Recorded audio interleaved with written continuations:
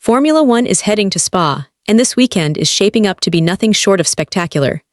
With a sprint race on the schedule, unpredictable weather on the horizon, and top teams like Ferrari and Mercedes bringing major upgrades, the stakes have never been higher.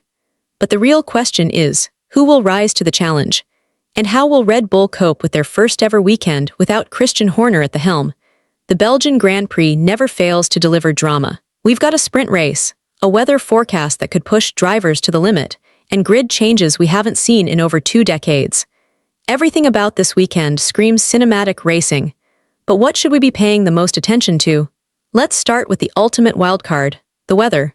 Weather, the unpredictable game-changer Spa, is notorious for its ever-changing conditions, and this weekend will be no different. Heavy rain is expected across the 3 days of racing, hitting at different times of the day and throwing teams into chaos. Sprint weekends are already tough, but add rain to the mix, and car setups become nearly impossible to perfect. Ferrari and Mercedes both plan to bring upgrades, but rain makes it difficult to assess their real performance. Ferrari, in particular, is in desperate need of answers. Their new rear suspension, tested at Mugello, should improve stability, but Hamilton and Leclerc aren't entirely convinced by the updates. Spa will reveal whether Ferrari's changes are enough, or if it's time to shift focus entirely to 2026. Ferrari's pursuit of performance has been relentless. Since the Australian Grand Prix, they've zeroed in on key weaknesses like rear-end stability.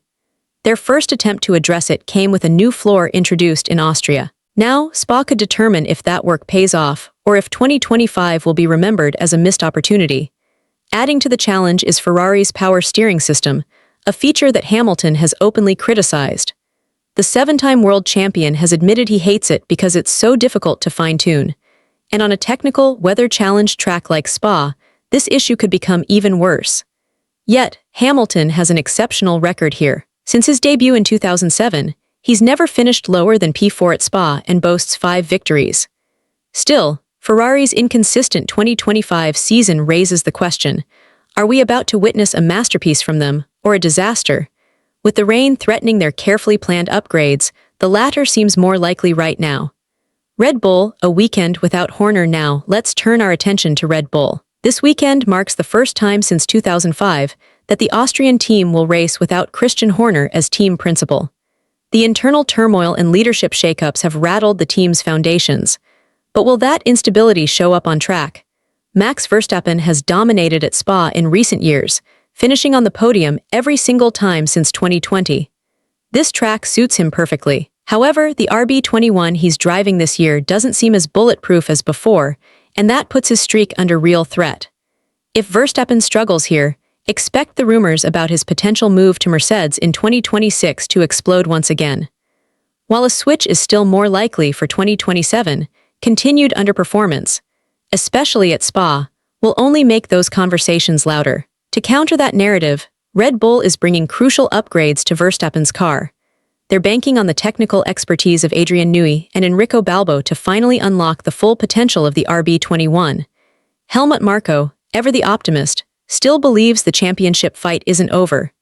Despite Verstappen's 69-point deficit, Marko said, there are still 332 points up for grabs this season, which is a substantial package. We hope the updates we bring to Spa and Budapest will be effective.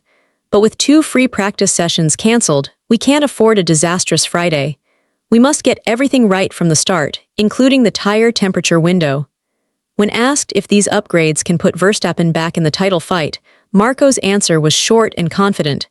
You have to assume that. And that's the thing, despite all the off-track chaos, you can't help but admire Red Bull's determination and faith in the RB21. Whatever happens, Spa is about to put them, and everyone else, to the ultimate test.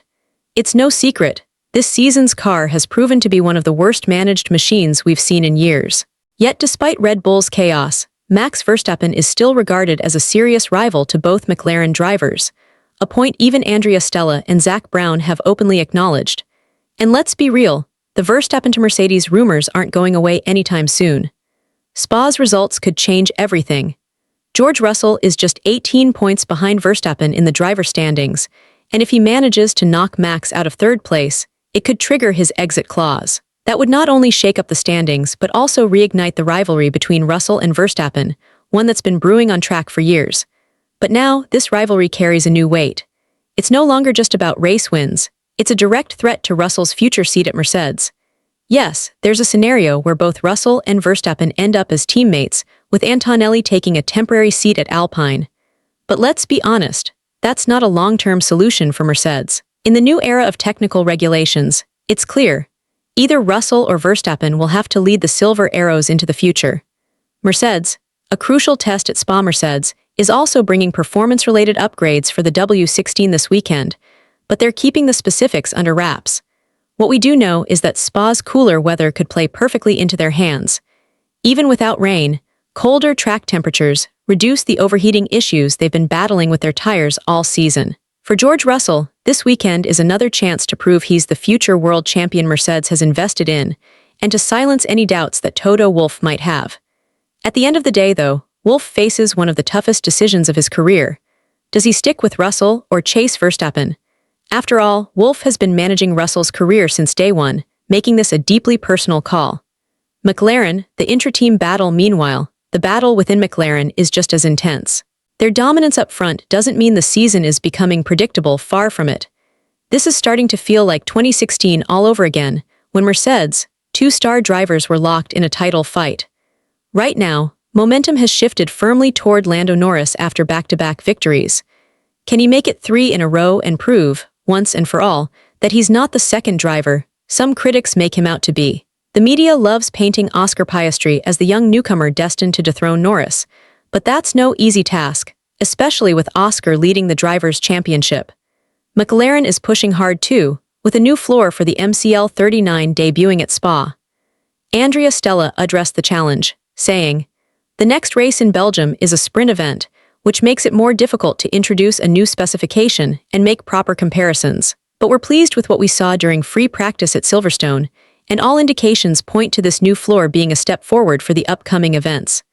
The crash in Canada had raised doubts about whether Piastri and Norris could race each other cleanly, but Silverstone and Austria quickly put those concerns to rest.